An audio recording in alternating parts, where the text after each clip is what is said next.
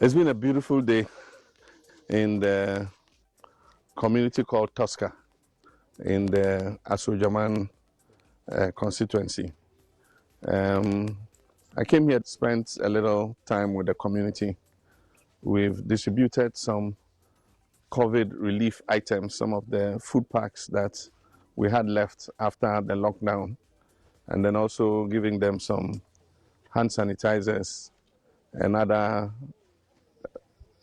things that they can use to protect themselves from the coronavirus, including face masks. The community has several problems. Many of the women are fishmongers, and so they buy the fish from the fishermen and then they smoke it and then they prepare it for the market. The main problem the women face is some of them, their ovens are old, and they remember that in the past when NDC was in office, the former Minister of Fisheries and Aquaculture, Sherry Aite, assisted them with some fish smoking equipment, and then also gave them aluminium pans so that they could use it to enhance their business. They also got small credits, but since then they haven't had any assistance from government.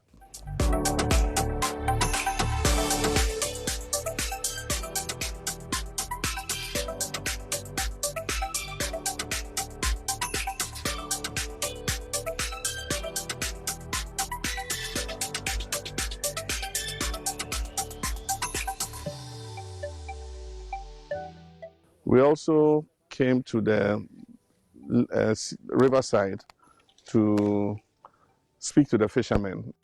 We had a nice chat with them. They also have issues. They say in the past, during the NDC time, they used to have access to outboard motors. They use a smaller outboard motor, which is 5 horsepower, and normally it used to be given to them on credit. Now they don't get any outboard motor, so they have to use manpower and paddle. Aside from that, the inland canoe fishermen during NDC time, actually all the fishermen were encouraged to establish landing beaches, and the premix was given to the fishermen themselves, and then they distributed the premix amongst themselves and they used it. They said the distribution was very smooth. But today, some people who are not fishermen are the ones who receive the premix, and then they put their profit on it and they sell it to the fishermen. And so they are very unhappy with that. I promised them that when we come back, we'll restructure the whole premix distribution system so that the actual people who are the fishermen on the landing beach committees are the ones who will get the premix. Because anytime they got a premix, it was not just about going fishing, it also was about development, because they used to have a small markup on the price of premix, which they put into a community development fund. And when the money was sufficient, they executed projects like,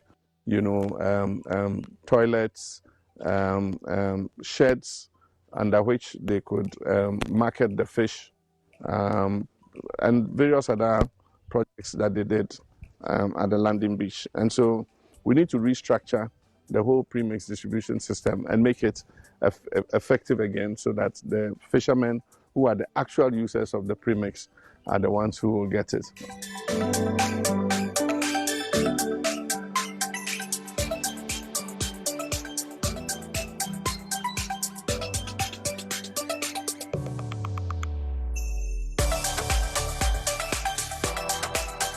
We visited an aquaculture farm. They said that it was provided when we changed the Ministry of Fisheries to the Ministry of Fisheries and Aquaculture. And so we're encouraging the fishermen that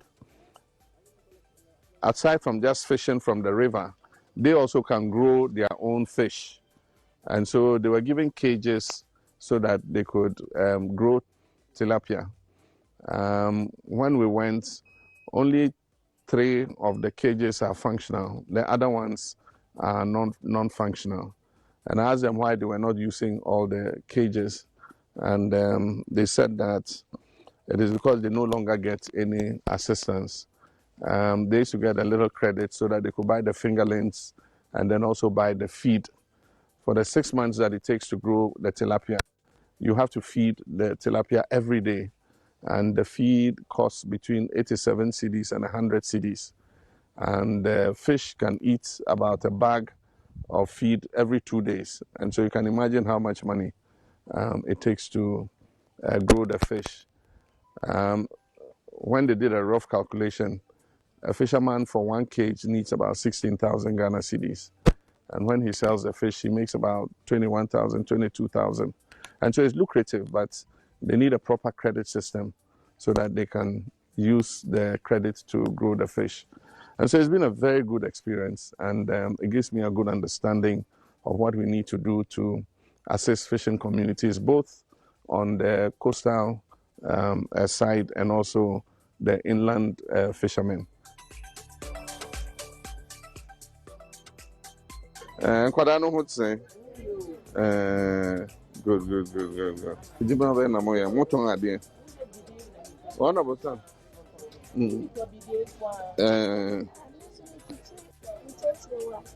Ade. Aha. Okay. Oya bolo. Oh, okay. Na so unim MP no. Za nyame wo ho.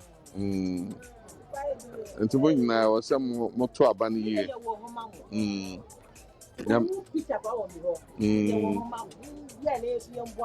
Yate. And they want for a bolo nanko. Oh, okay. I run so to ampa. When you the papa and son.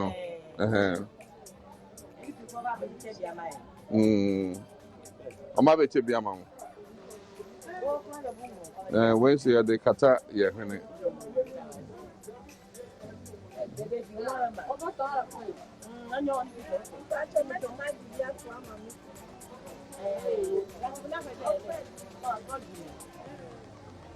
Okay, Juma wa ifa. Okay, foam. Odo. Banana. Okay, Juma or banana. Mesa goma.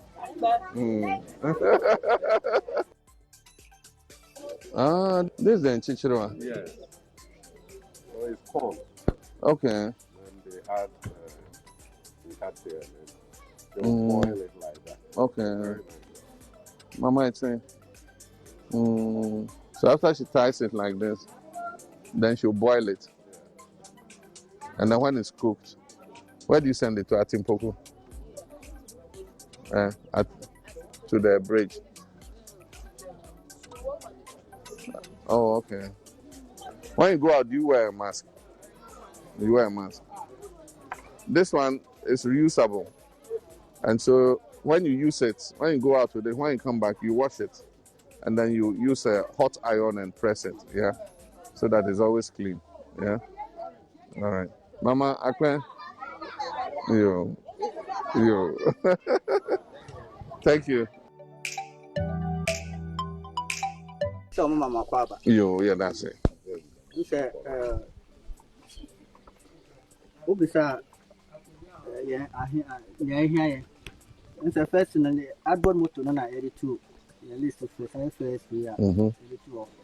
And say, yeah, area, inline Fisherman. Outboard motor, I buy a new. And Tiana, I want to buy a coastal area, no one. This area there, but inland canoe. And second one, see, I have seen a landing site. I and didn't cry a quackra as new poem landing site. Omoji data. I will have command by. Make one of data. They know or bet. We are home and put to be like at least a higher landing site.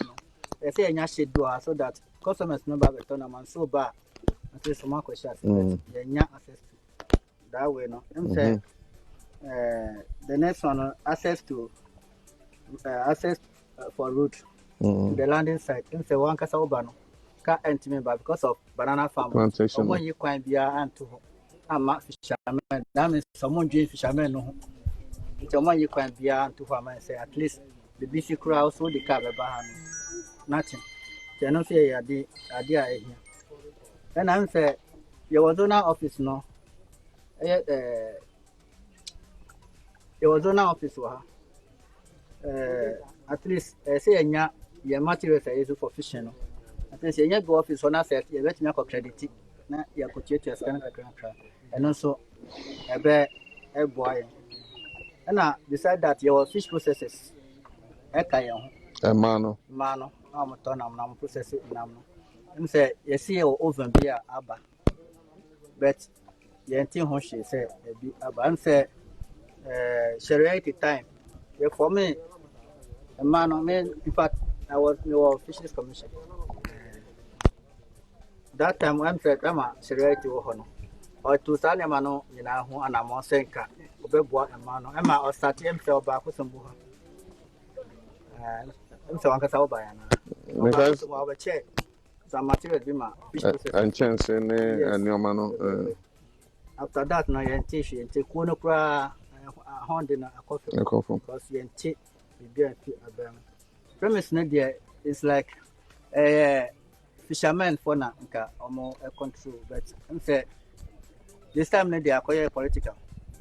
So, premise, Nadia a bit. Someone asset you the bigger I had a woman. The same thing about project. Benefit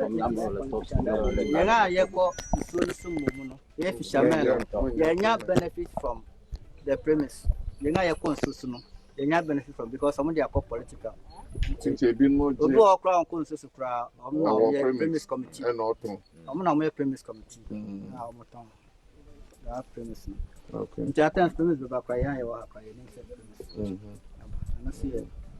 okay, sir, Professor Mills and Bresso. Your mamu to landing beach committees. Yeah. And the day premix no a share Monsanto. Yeah. And tomorrow we have fishermen no. Mona Munya premix na more check Emma Moho, no matter. And for so kakra munya also no na more de a year development be our landing beach home. To set toilets and say shed apata and now be visa. And so I feel the assistant crown. You are by best ICC in the camera. Sanya Obia will register landing beach site via him say premix a baby demon some now more much amamu. I'm say Monim say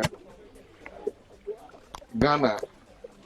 Afana nyina afi yare bi abegu ya so afi so ahochiri bi aba nti ama enoma ye den kakra nti yeba ekrom hono na yede ndiane kakra bi eban nti eno ye jama secretary say owi anu acheche ama omo and so moso mo eyi ensuna no I was say yeba na yeba hwe se na mo city na ye hwe se na moduma esi koso na woni say December yeba to aba na party ni nyina a start say ye campaign ni ade na se wan kotena woni nipa na nkotena wonim oha we wono so enti ye say yembesra mo na moso ne da makuma so se NDC saba ebe ya mamo no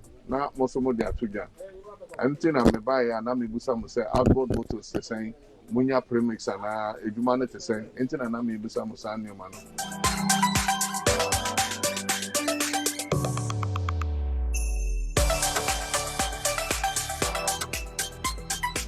Some of the cages there was fish in them, others too have been abandoned. So a few are being used. Yeah, okay. Okay. I do and the others are okay. But if we get more cages, more people are willing to do it.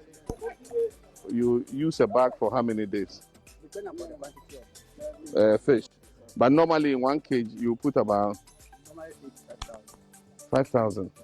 Oh, okay. So if you put 5,000 fingerlings in a cage, one bag will last for how many days? It will come to a time when they are around 250 grams and above, they will take one bag a day. Wow. And one bag is about how much? Now, currently, one bag is, as at the time they will be taking one bag, the feed that they will be taking will be, the price is 87 for now. Serious? Yeah, now the feed we have categories of feed. Yes. We have the starter for the growth. Yes. So the beginning, its cost is very costly. But as they That grow, one will take about just 3 months. okay. And the rest will be the growth. Yeah. As for that one, it's 87. That will friend, they'll be taking one bag a day. Okay. But still, when you harvest, it's profitable. Yeah, when you harvest, if they feed it well, it's profitable. Okay. So Yeah, how much? What's the cost of feed for the 6 months? You know, on average? Okay, apart from the input, the cost of feed, it will be the fingerlings, the cost, and labor. I've worked that in on paper. Okay. So he's worked labor, he's worked the cost of the fingerlings, and then the cost of the feed Yes, and now it will be around 15,000. for one cage with labor. But then if you sell, you're able to make back, you know, So you have to get about at least 2 tons or more. I see. And 2 tons will give you about how much? if you take an average of 10 kilos, Yeah. it will be around 20,000. Okay. That's not bad. At least you make 4,000. So if we come and bring more cages, more people will do. And then you get small loan. So that as you produce, you'll be paying back small. Okay. What you have to do is you have to do a credit union. So that government can assist the credit union with funds. And the credit union will lend it to you. Then as you pay, they can lend it to other people, you know. Okay. Thank you very much. All right.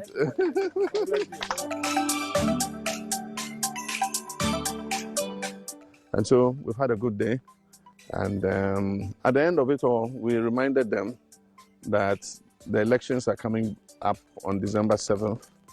And so they should come out in their numbers and vote for NDC and vote for John Dramani Mahama.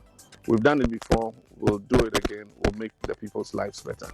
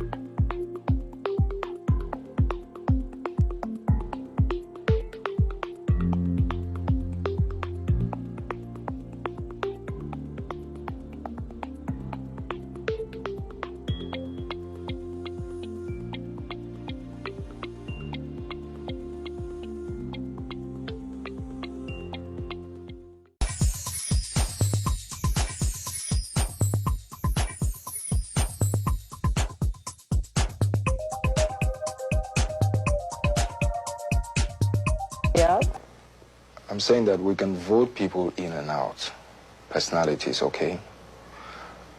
But my dear, what we need to do in this country is to establish a situation where even if it was the devil who should come and sit on top of us in Ghana, by virtue of certain procedures, certain practices, the devil cannot get away with doing whatever he wants. He would necessarily have to do what the people expect of him.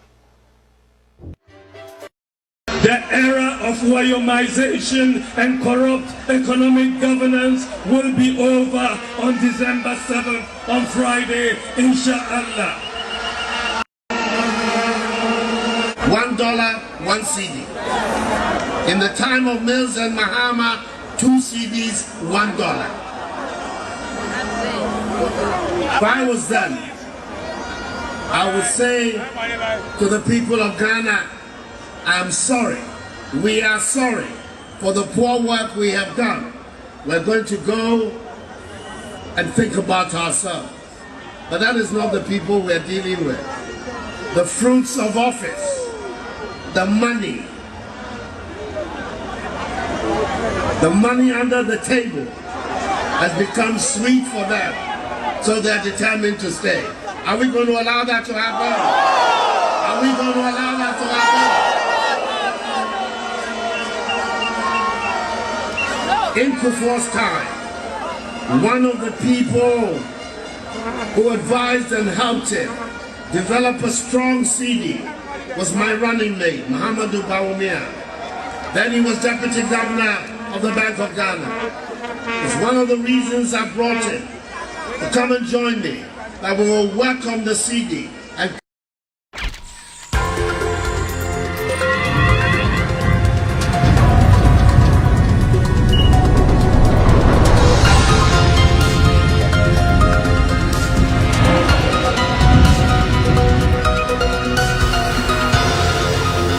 Good morning, my brothers and sisters. Allow me to take this opportunity to once again wish you a very happy and prosperous new year.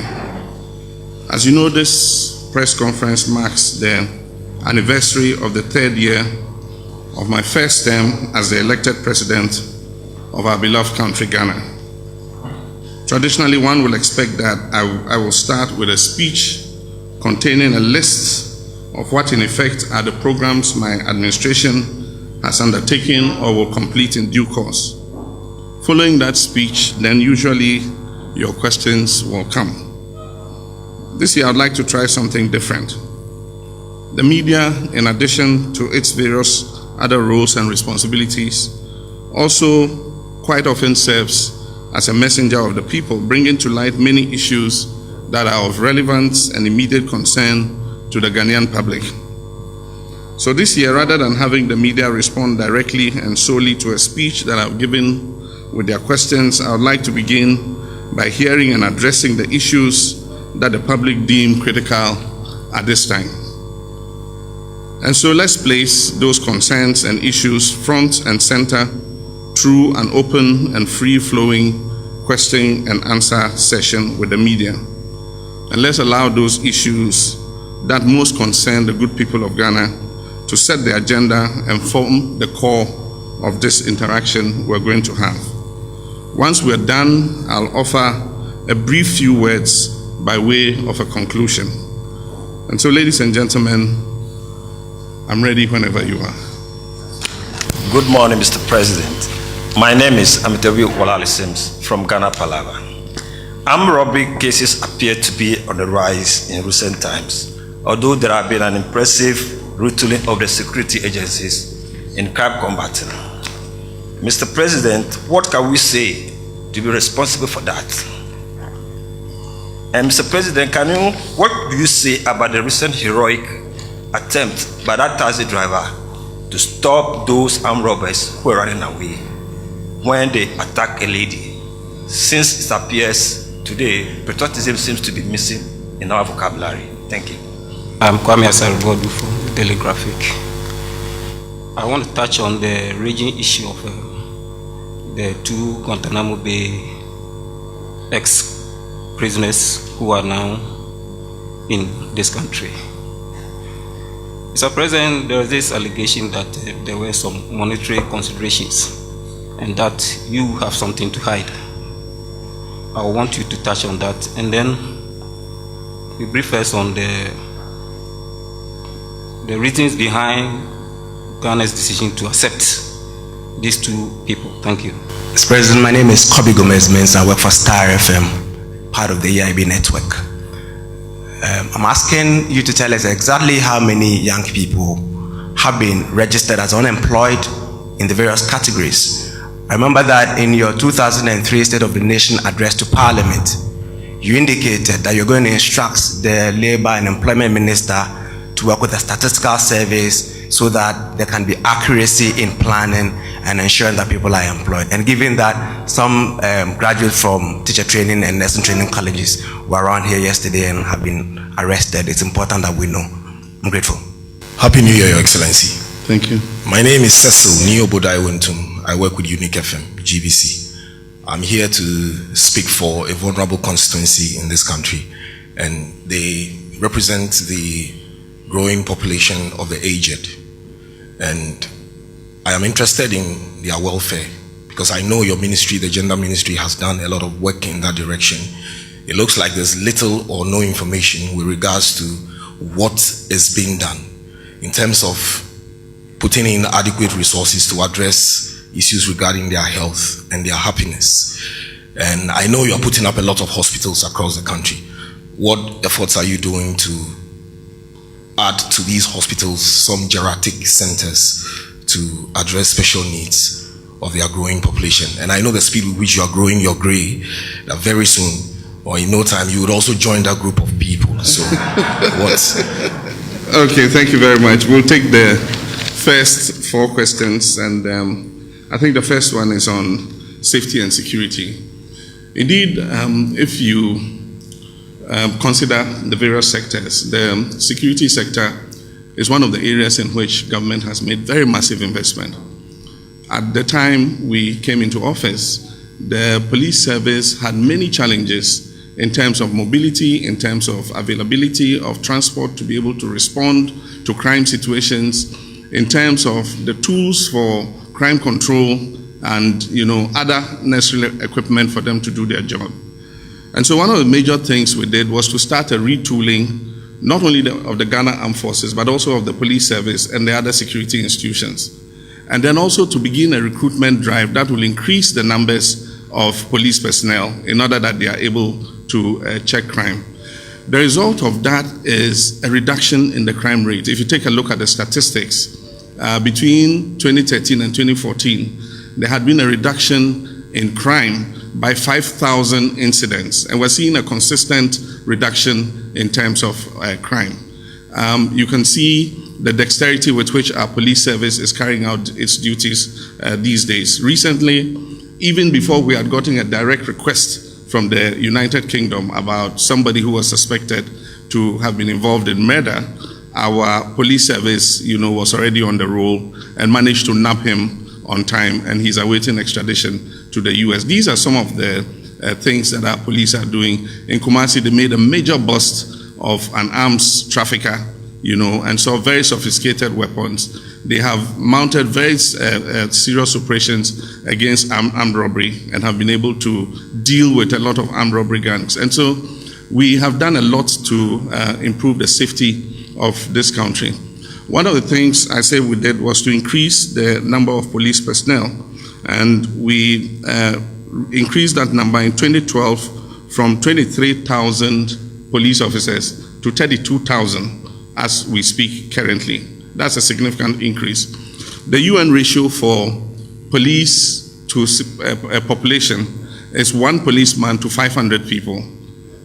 In 2012, we had 1 policeman to 1,110 people. Today, as I speak, we have 1 policeman to 740 people. And so it brings us closer to the UN benchmark. And then with the innovations that the police themselves have put in place, with visibility policing, with community policing, these innovations are also helping very much in terms of crime control. And so safety is a concern of government, and the government continues to do what is necessary to ensure that the police and the other security agencies are able to do their jobs. Now, with regards to the taxi driver, I believe that in every country, people who show bravery or go beyond their comfort zones to show courage as a national or selfless duty need to be awarded and rewarded. And it's done in every country. Where somebody has shown a mark of courage, endangered himself in order to save somebody or to rescue a situation, often the person is awarded. And it is rare these days for people to come out of their comfort zones and attempt to do what this taxi driver did. I mean, normally people will walk passively and not want to get involved if something was happening, just in case you get shot, especially considering that these robbers were holding a pistol and had already shot 1 person. And so for him to go after them and use his car to ram the motorcycle down I mean, if they were not injured, they could have just got up and walked up to him and shot him dead. And so this is an act of bravery that needs to be recognized. And I'm happy that the Vice President received this taxi driver yesterday. And I commended him for a show of bravery, and I directed as President that he be allocated one of the apartments at the affordable housing estate, a 3-bedroom apartment, as a mark of gratitude of this country to him. I'm also informed that Kuala, which is a commercial company operating in Ghana, have offered to present him a vehicle, and so we're grateful to Kuala for doing that. The police have also offered to repair the vehicle that was damaged as a result of the action that he took. With regards to Guantanamo, I'm happy you asked this question. There is no monetary consideration, and the US itself would have disclosed if there was any monetary consideration. And so what you're seeing in social media, that I collected 300 million to accept these detainees, is absolutely untrue. The detainees question was a direct request from the United States of America to my government. We have been allies with the United States for a very long time. It didn't start today.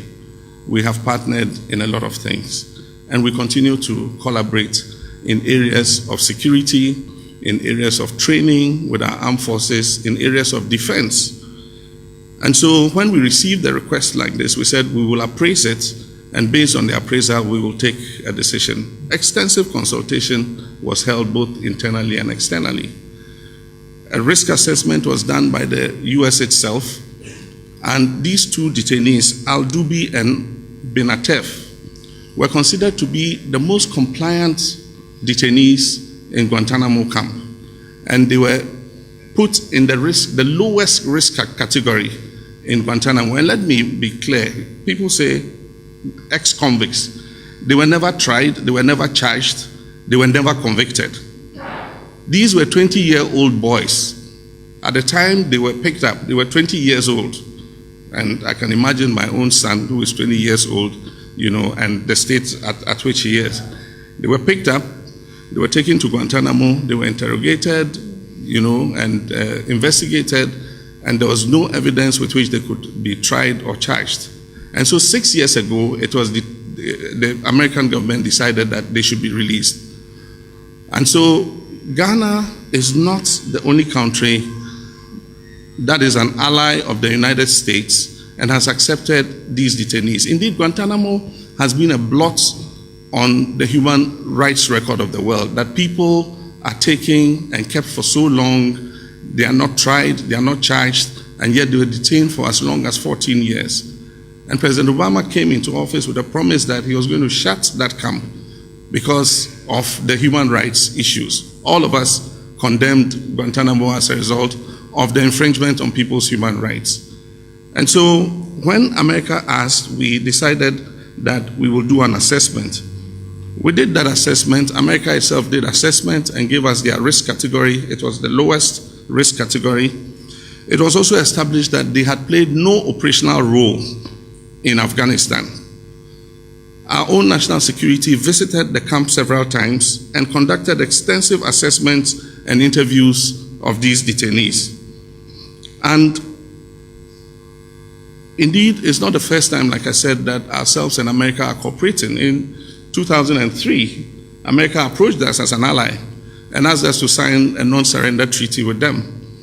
And we signed because of the relationship that we have with America. And that treaty said that if any American serviceman was found in our jurisdiction who was accused of genocide, we shall not hand that serviceman to the International Criminal Court. We shall hand the serviceman to the United States because they have the capacity to be able to bring that person to justice. And we approved that agreement and signed it because of the relationships that we have with America. As Commander-in-Chief of the Ghana Armed Forces, the safety and security of this country is of the greatest concern to me, probably than any Ghanaian.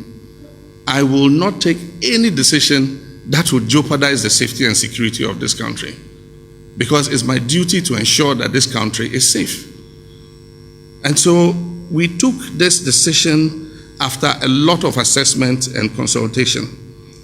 And the point about terrorism is, what you should fear is what you don't know, not what you know. Indeed, any Ghanaian is more in danger of dying from, say, a road accident than from these Guantanamo detainees, because they are with our security services, they are monitored 24/7, they are under surveillance. From their own interviews that we've done, they just want to pick up the pieces of their lives and live normally. And so we don't have anything to fear from them. In any case, the alliance that we have assists us because we are members of ECOWAS.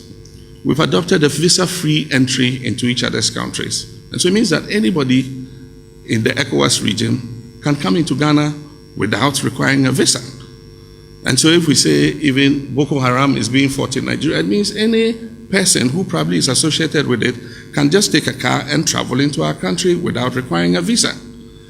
And so in a circumstance like that, what you need is advanced information about who are coming into your country, who probably may be persons you should be interested in because of their links to terrorism. Now, the countries that have the largest database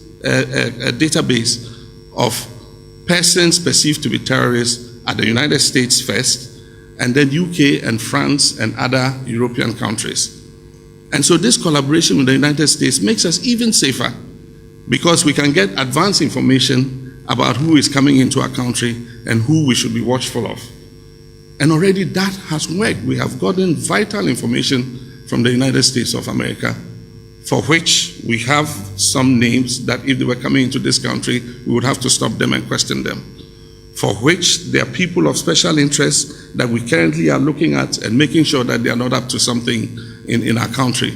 And so that relationship is very useful to us, and we must continue to look at it. Under our humanitarian foreign policy, we have been a safe haven for a lot of people who have been displaced or are homeless or have nowhere to go. In many years, we've had refugee camps in this country. Many people have come in. After the last Côte d'Ivoire civil war, a lot of even combatants who fought in the civil war came into our country. And yet, we were able to accept them. Our security services made sure that these were not people who could, affect us in any way. So, ladies and gentlemen, there are several countries in the world, like Ghana, that have accepted, some detainees. And some of these countries are just like us. Uganda has accepted the detainees. Cape Verde has taken in some detainees. Uruguay has taken in some detainees. And even advanced countries, France, Italy, Britain, Canada, Maldives, Denmark, Estonia, several of them have taken in these detainees.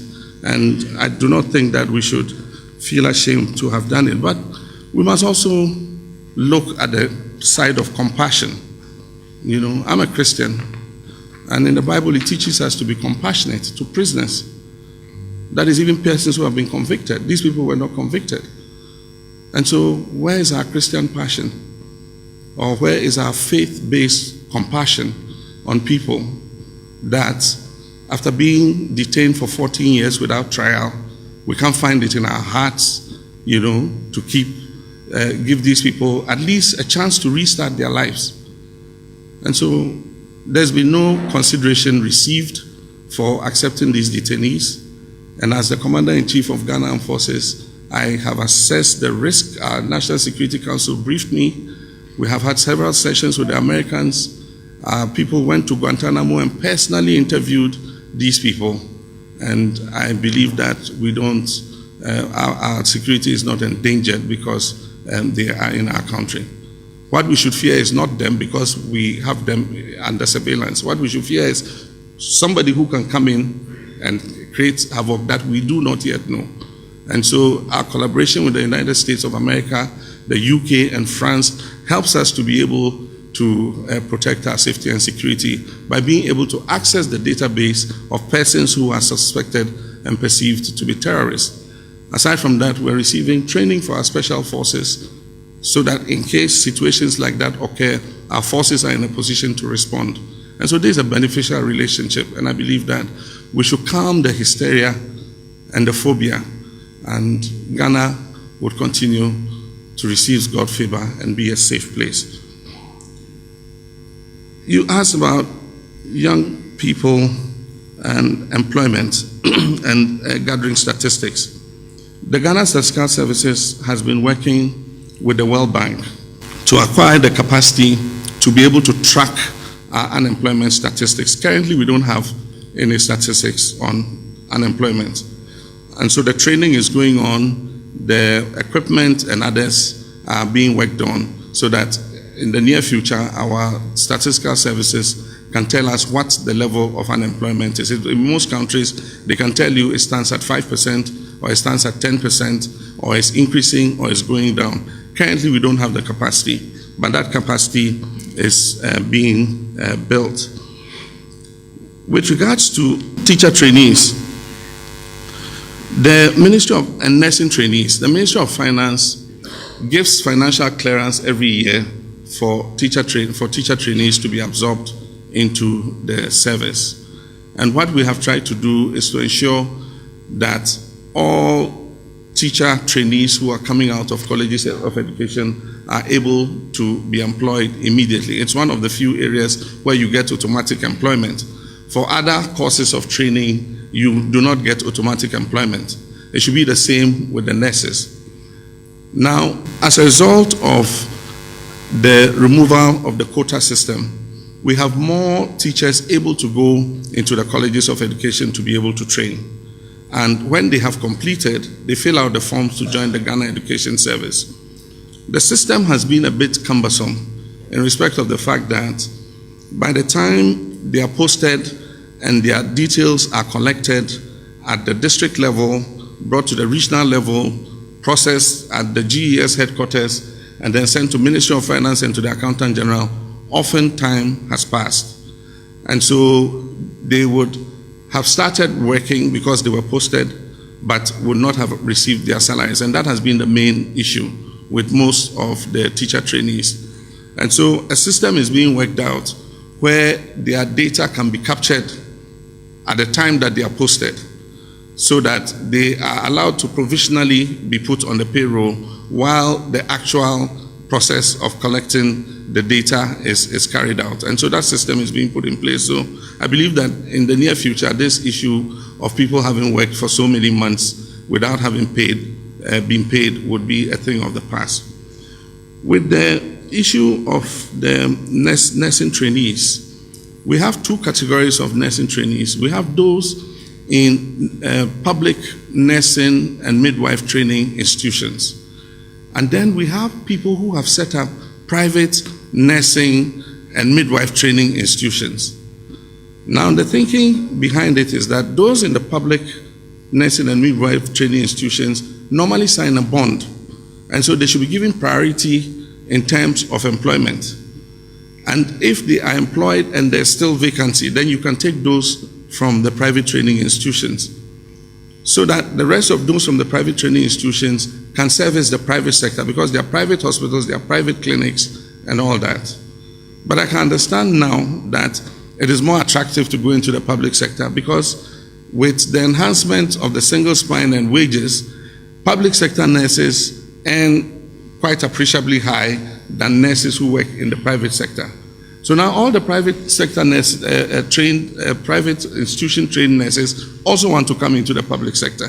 For some time, there has been some error in the human resource department of the Ministry of Health, where some priority has been given to privately trained nurses at the expense of publicly trained nurses.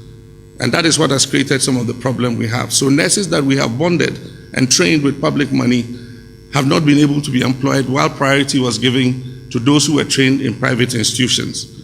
And that is why from time to time you see some of our publicly trained nurses come and picket my office And so strict instructions have been given that those who train in public institutions must be given the first order of priority. And I think that the Ministry of Health has made some changes in the Human Resource Department. And so once we're able to absorb this last batch of them, I think that this issue of them coming to picket my office will be a thing of the past. All of us are growing old, and he pointed to my gray hair. I guess that the responsibility I carry is fast-tracking the growth of the grays.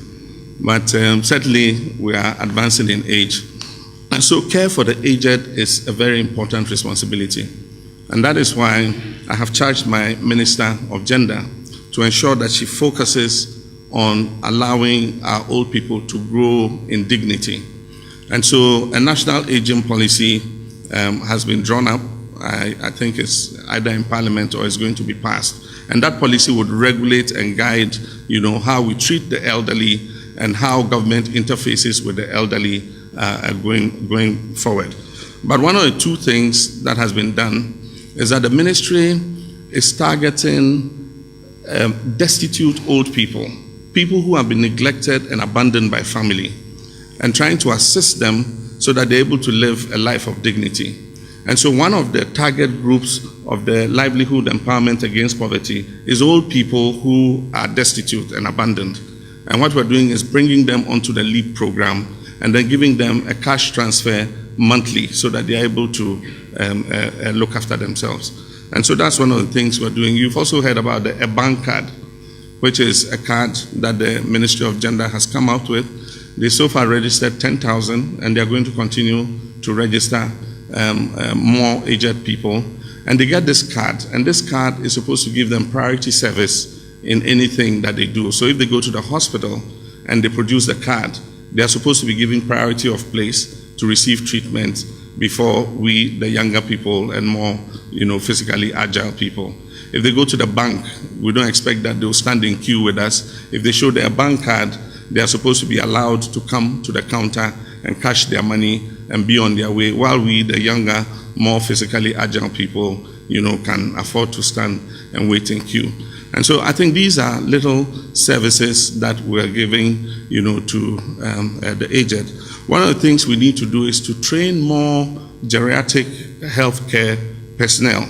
That is health personnel who are specialized in looking after aged people. And that is one of the things that the Gender Ministry and the Ministry of Health is looking at, so that we can get more doctors. There are not many doctors who are specialized in ailments of the aged. And so we need more specialization in that level, including nurses who are able to look after aged people. And so that's something that we'll continue to prioritize. Thank you.